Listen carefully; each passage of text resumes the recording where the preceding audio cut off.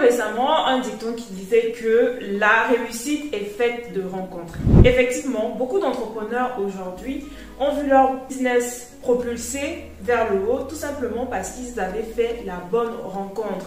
La rencontre de cette personne-là qui a cru en son projet et qui l'a ouvert d'autres opportunités, qui l'a ouvert son carnet d'adresses.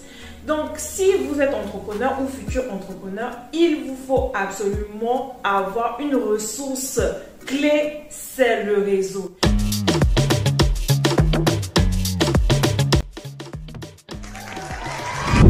Bonjour et bienvenue sur la chaîne appelée La Diasponaise. Je suis Lomi Guitou, consultante en marketing digital et coach en stratégie business. Donc ici on parle de quoi? On parle d'entrepreneuriat, de business, de mindset, de logistique et tout ce qui peut nous aider à trouver une idée business, la développer et la faire grandir. Donc aujourd'hui on va parler de réseau. Très certainement, si vous êtes entrepreneur ou futur entrepreneur, vous avez déjà entendu des coachs, même des entrepreneurs vous dire qu'il est essentiel d'avoir le réseau. Précédemment, j'ai fait une vidéo où je vous présentais comment trouver des clients pour son entreprise. Et parmi ces canaux que je vous ai présentés, allez-y voir sur la chaîne, je parlais essentiellement du réseau. Le réseau, c'est quoi? C'est l'ensemble de connaissances, des relations que vous avez qui peuvent soit porter votre message de communication à vos futurs clients ou vous ouvrir les portes vers de potentiels partenaires. Voilà, des décisionnaires, des entreprises qui peuvent vous donner des gros contrats ou bien alors des administrateurs qui peuvent vous donner des marchés publics.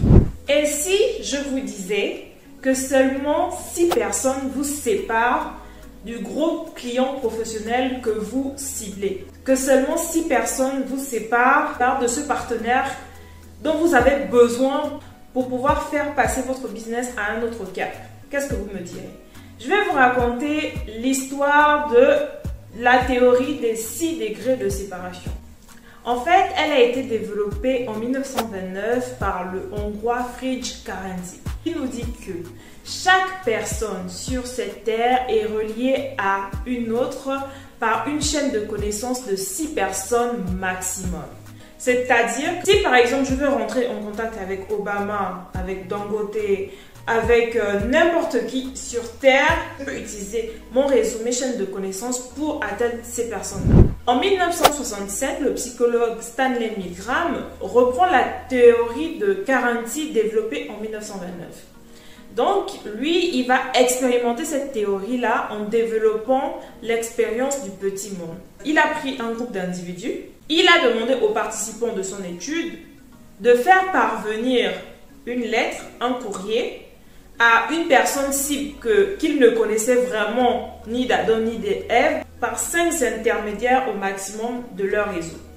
Et les résultats de l'étude montraient que pour les personnes qui avaient réussi, effectivement, la moyenne d'intermédiaires était bien de 6 personnes maximum. Ce qui revient à dire qu'en réalité, nous sommes tous interconnectés.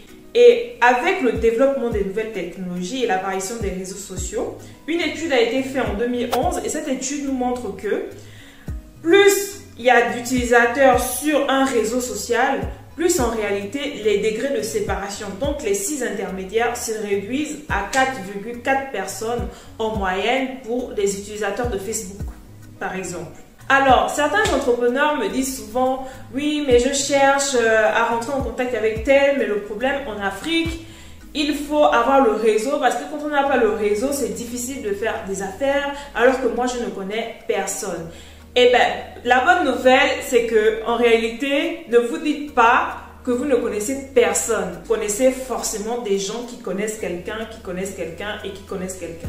Donc, je vais vous montrer un petit schéma que j'ai fait. J'ai fait un petit dessin pour vous prendre un exemple pratique. Imaginons que vous êtes entrepreneur et que vous développez un logiciel qui permettrait de suivre la gestion des déchets dans une commune et que cet outil-là que vous développez doit être adopté par les mairies des différents arrondissements de la ville. Donc, bien évidemment, il faut que vous rentrez en contact avec le maire de la ville, le maire central, pour lui présenter votre solution. Sauf que vous ne connaissez pas le maire. Comment vous faites donc? Rappelez-vous de la théorie des 6 degrés de séparation. tous les individus sont interconnectés. Donc après cette vidéo, ne dites plus jamais que vous n'avez pas de réseau. Comment vous pouvez donc faire? Imaginons que vous êtes là et que vous voulez rentrer en contact avec le maire. Peut-être que votre cuisinier ou votre dame de ménage, votre personnel de maison connaîtrait quelqu'un qui possède un salon de coiffure dans un quartier chic. Un salon de coiffure où viennent régulièrement faire coiffer les femmes d'une certaine classe. Donc à ce niveau-là, il se peut que la responsable du salon connaisse directement le maire, si le maire c'est une femme.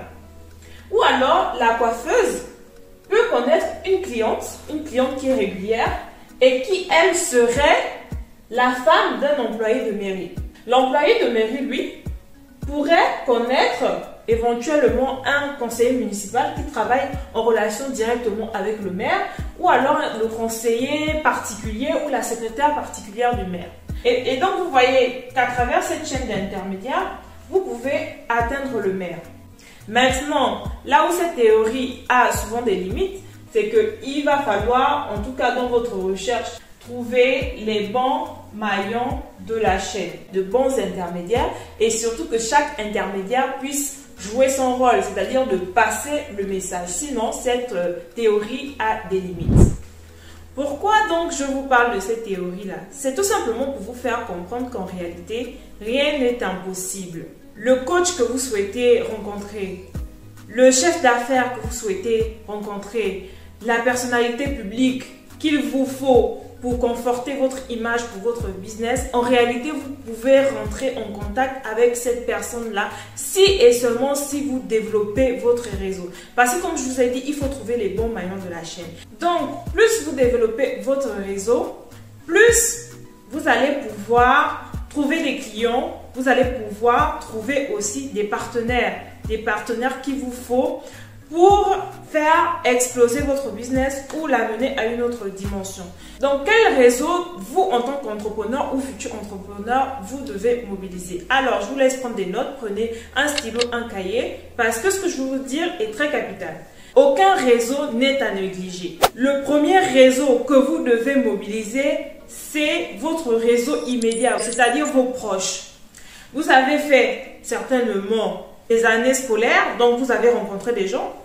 Vous êtes certainement dans une communauté, que ce soit religieuse, associative, c'est aussi votre réseau. Votre réseau, c'est également votre famille et vos amis. Donc, quand vous vous lancez, le premier réseau à mobiliser, ce sont vos proches. Et là, l'arme puissante pour communiquer sur vos produits et services, c'est le bouche à oreille.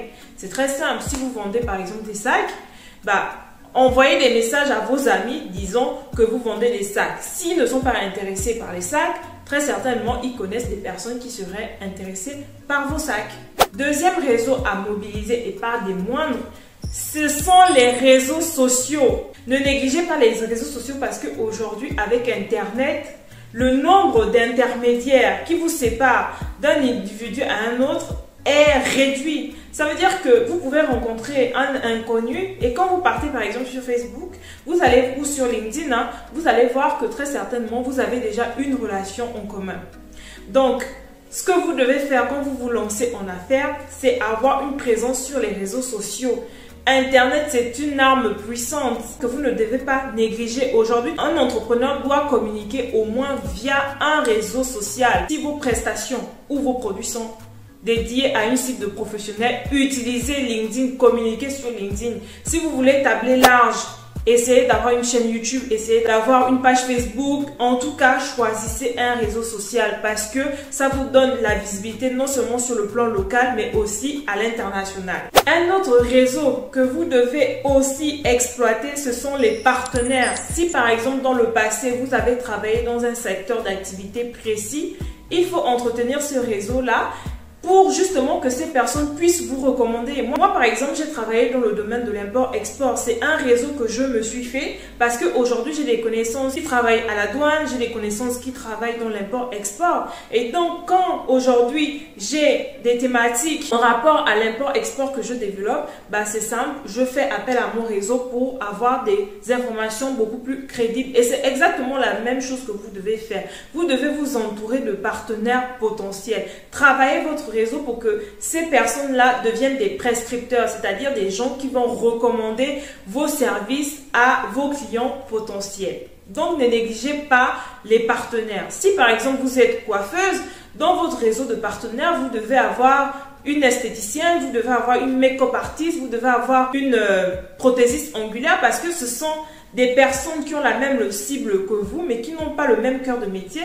Tout compte fait, vos prestations se complètent et ces personnes-là pourront recommander vos produits et services. Et c'est par ce moyen-là que vous allez pouvoir trouver des clients. Quatrième réseau et qui marche bien dans le domaine de la mode, de la cosmétique, c'est le réseau des ambassadeurs. Étant donné que vous vous lancez dans un marché où on ne vous connaît pas, vous n'êtes pas visible. Donc, ce que vous allez faire, c'est travailler avec des personnes qui, elles, ont déjà la visibilité et qui pourraient transmettre vos messages de communication à vos clients potentiels.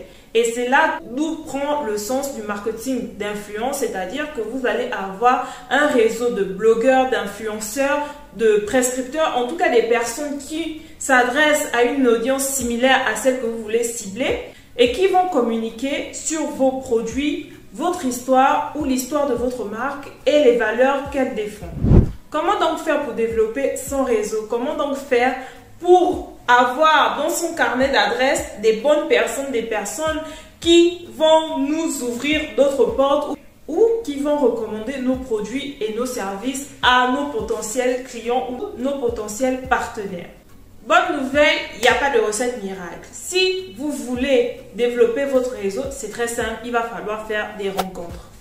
Autant des rencontres virtuelles que des rencontres physiques. Pour ce qui est du physique, sortez. Un entrepreneur, c'est quelqu'un qui se bouge. Vous devez être capable de pouvoir vous fixer des objectifs, assister à des conférences, assister à des salons professionnels, assister à des actions qui sont faites sur le terrain parce que très certainement, c'est pendant ces moments-là que vous allez rencontrer des gens auxquels vous ne pensez peut-être pas, que vous n'aurez pas pu rencontrer dans d'autres occasions, mais que ces personnes-là pourraient être, par exemple, dans une association en tant que bénévole. C'est pour ça, quand vous avez des objectifs, il faut vous donner les moyens.